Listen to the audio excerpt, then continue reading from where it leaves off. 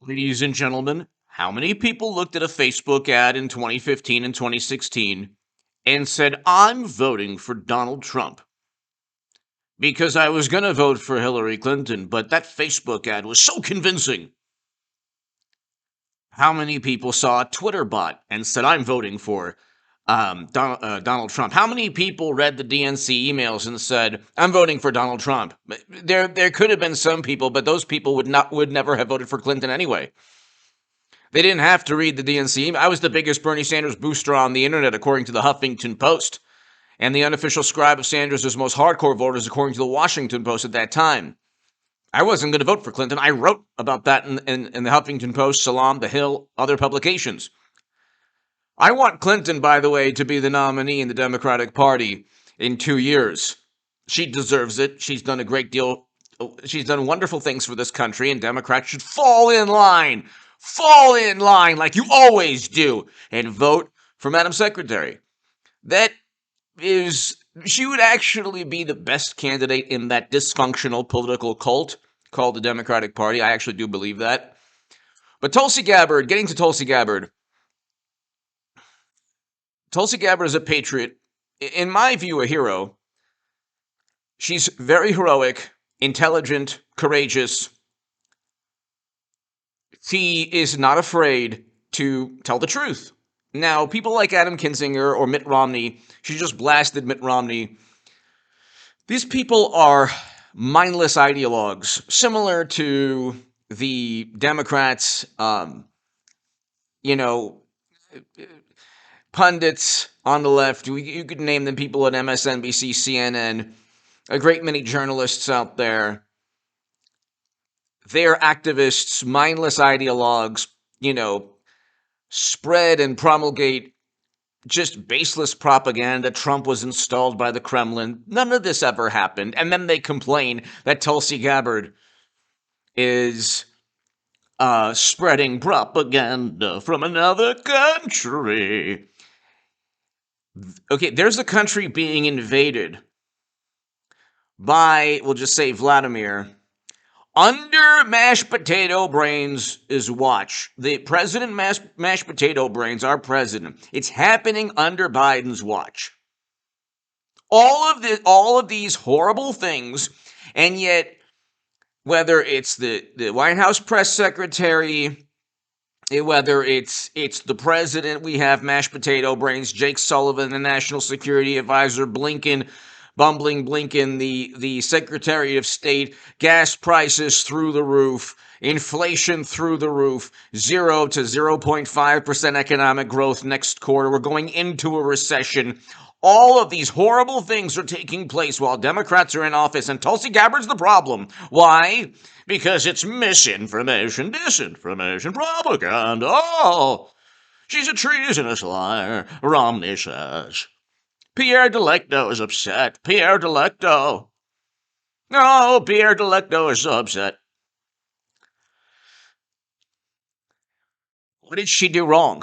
God forbid, you've already censored and banned, and you've already removed anything that could give you an opposing viewpoint from the country we can't name that interfered in our election, while Democrats cheated Bernie Sanders. Oh, no, sorry. They didn't cheat Bernie Sanders. In fact, Bernie Sanders was never cheated. But Facebook ads swung 2016. And the DNC emails were, oh my God, they were hacked by another country to inform the world that Bernie Sanders wasn't cheated. That it was fair and neutral. They don't even know how to have a functioning normal primary. They even cheat their own candidates. Then they talk about Trump not respecting results, and they've said that he was installed by another country, completely baseless. And you know how it's written in journalism now? Well, the intelligence community concluded. So what? The intelligence community concluded that the Gulf of Tonkin happened, that WMD existed. They conclude a lot of things. That their conclusions are not based in fact or reality almost always. Like John Brennan actually stated, he doesn't do evidence. He literally stated that, I don't do evidence, I do intelligence. I think that's verbatim. They can conclude that Trump had a romantic relationship with a Martian. And Democrats would believe it because it was an intelligence community assessment. But John Ratcliffe, the director of national intelligence under Trump, said a whole bunch of things about results of a couple of years back, and the Durham probe special counsel, which I talk about, but they don't want to hear about that. They appeal to authority if it suits them. These people are the biggest ideologues, propagandists. They lie all the time. They lie through their teeth. They cheat their own candidates and Bernie Sanders. And then they go after Tulsi Gabbard for telling the truth. Or, I mean, everything she says is backed up. You can have a debate with her. Why doesn't Romney have a debate? And what they do in these debates is it's always about, like, you see a lot of these debates sometimes online, and it's all only emotion. It's only emotion. They'll go after Trump or Trump supporters for believing what they consider to be lies, and then they'll spread their own lies. You shouldn't have perpetuated the absurd notion that Trump was installed by the Kremlin, and then you wouldn't have President Trump and others not accept or not believe certain results. But you started it. An incoming administration, but we can go on. That's what the Durham probe is looking into and actually investigating, indicting 3 people. But see here, Mitt Romney accuses Tulsi Gabbard of treasonous lies that may cost lives. They did that with Joe Rogan, and they said his information cost lives. How many lives? How many Facebook ads? Can you ever specify anything that you say? Is everything you say based on an apoplectic, hysterical, baseless claim? Joe Rogan costs lives. Tulsi Gabbard costs lives. Bernie Sanders, he was benefited from a campaign by another country. They do it to Bernie Sanders. They do it to Trump. They do it to Tulsi Gabbard. They do it to anyone they disagree with. On a microscopic scale, they tried to do it to me, but my voice only grew because when you just deal with reality, Bernie Sanders was cheated. The DNC emails forced Debbie Wasserman Schultz to resign. You can't, it's not a huge leap. You know what took place. It's happening that Kiev is about to be overrun, unfortunately, and I stand with the people, the men and women there. God bless them. They're fighting in overwhelming odds, and there so millions, 2 million people displaced. Any focus on Biden negotiating a peace deal? Oh, no, he wants to blame what's going on for gas prices, which are entirely his fault. That's what happens when you try to focus on climate change. Notice how quick they jettison that. They're not talking about combating climate change. They're talking about increasing fossil fuel reliance. So their lies, they lie all the time. Oh, we're going to combat climate change. No, you won't. No, you won't. Within, 2 years, one of the most tragic events in European history has taken place. Now it's under Biden's watch, yeah. So I don't think that Vladimir was so worried about Democrats. They think that he didn't care at all about the Democratic Party. If anything, it wouldn't have happened under Trump because Trump would have said, you don't want them to join the North Atlantic Treaty Organization? Okay, what are you going to give them in return? Let's negotiate something. So God bless the people. God bless the Ukrainian people. And I think it's terrible what people like Mitt Romney and Kinzinger and ladies at The View and Biden's administration are doing, sitting back and we support you. We support you. Oh, really? How do you support them? By just watching as their country goes up in flames by a more powerful neighbor invading in large part because of geopolitical realities, in large part.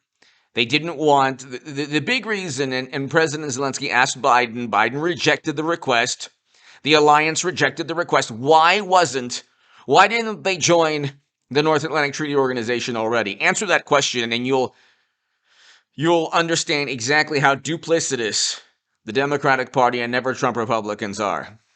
Answer that simple question and you'll realize that Tulsi Gabbard is right. and you'll realize that she's a hero and a beautiful human being. Answer that question. Why weren't they already part of the EU? Oh, because maybe people are lying. They're the biggest liars on the planet. Okay, you see, they say that Trump is a liar. Multiply every lie that Trump has ever told by 1,000. You wouldn't even get half of what the Democratic Party and media have done in the past 5 to 6 years in this country with the lies and deceitful statements and propaganda they've spewed. It's unbelievable. You have tens of millions of people thinking that the Kremlin installed Trump without a shred of evidence, simply pointing to an intelligence community conclusion that was backed up by the Senate. Do you realize that's a semantic game? It's a conclusion based on no evidence, based on an assessment, a high to moderate confidence assessment, that's backed by the Senate. The Senate should have backed also that Michael Jordan is the greatest player of all time. How do we know? Well, H.A. Goodman has assessed this. I'm highly to moderately confident that Jordan is better than LeBron James. Okay. So now the Senate panel is going to confirm that. That's exactly what you have. I don't have a right to state that categorically. It's my opinion. Big deal. What does my opinion count for? Nothing. The opinion of the intel community, based on a dossier Clinton purchased and the Democrats purchased, based on a third-party tech firm that they outsourced, based on the fact that nobody in the United States government ever looked at the DNC servers. But Tulsi Gabbard is a really bad person. Oh, my God. These are people who want no-fly. Kinzinger wants a no-fly zone. This is the greatest, he must be the greatest buffoon of all time. That would lead to nuclear annihilation. But then again, you're not dealing with people who have a full deck of cards. These are people who only want media love and attention. You're going to get Trump Republicans in the House and the Senate. It's going to be a different ballgame. It's going to be a very different ballgame. All the investigations that you leveled against Trump will be leveled almost certainly against the people who relished those investigations. The Durham probe is just starting. That's the first inning. And it's a special counsel. It's not some kind of absurd nonsense. It's a special counsel from the Department of Justice. Guess what? Merrick Garland's Department of Justice. You want to know why Merrick Garland's Department of Justice hasn't indicted Trump or any top Trump official? Because they didn't commit any crimes. They didn't commit any crimes. When they impeached Trump because of an ellipsis, you want to know who refuted that absurd nonsense? President Zelensky himself. So Tulsi Gabbard, I can't get into what she's talking about. If they have a problem, see, we don't have free speech in this country anymore. If they have a problem with what she said, they should explain why instead of saying, hey, she's parroting propaganda from another country. It's like, well, you know what? Your absurd fear-mongering nonsense didn't work for the past. You still had 73 million Americans vote for Trump. And you threw everything at him, including the kitchen sink. It is not working. You have closed the vice, twisted the vice on information. You've tried to, regulate and censor and suppress. You've done everything possible. You've done, and still half the country despises you, and still half the country doesn't believe your nonsense. And you go from one apoplectic topic to another, and still people don't agree with you. So imagine if Democrats and the mainstream didn't have every single possible advantage in terms of media. What do you think would happen? None of their ideas would resonate. Anyway, give me your thoughts below. God bless Tulsi Gabbard. God bless Tulsi Gabbard. We need Tulsi Gabbard to keep speaking her mind, to keep voicing her opinion. It's like, you know what? I voted for President Trump. I'm never voting Democrat. So it's not like, she's a Democrat now, but Manchin and Tulsi Gabbard and others should just become Republicans and they could be, is my view. That's my view. Because Democrats stand for the Lincoln Project people. They love what the Lincoln Project stands for, and these are people who love never-ending counterinsurgency conflicts and wars. The most disingenuous people on the planet are those who say, I opposed Bush. Really? Did you vote for Hillary? Yes. Do you see how that's ironic? No. Oh, so you only opposed Bush because he's a Republican? No. I mean, yes. No. These people claim to oppose conflict, but what they really are, Democrats today are socially liberal, conservative Republicans. Generally, so but except with obsessions, it's like climate change, very important issue, and whatever CNN and MSNBC tell them to obsess over. That's why you have liberal Democrats disown friends. That's why. It's not because they actually care about any value system. They don't. They don't want to go to a dinner party and have to admit they're friends with a certain somebody, or they care so much about peer pressure. These are the same people who would like disown you in high school, or disown you if they were part of the cool crowd. Okay, they would disown you. Or if they wanted to become part of the cool crowd. These are weak-willed people who could be very intelligent, good human beings, wonderful people, but they're weak-willed. And they're afraid to actually speak out because they'd lose their friends and family on Facebook, Twitter. They would be disowned, just like they disown or try to alienate people they disagree with. The way they treat others, they know they'll be dealt with in that manner, so they're petrified. Anything CNN, MSNBC says, okay.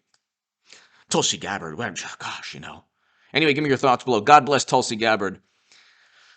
God bless the Ukrainian people. And I think it's terrible, terrible, terrible what Vladimir and his country are doing. We knew what they would do. So why didn't we push for peace prior to that? And why didn't we allow them into the alliance? Answer that question and you'll see why Tulsi Gabbard is right. Give me your thoughts. Thank you.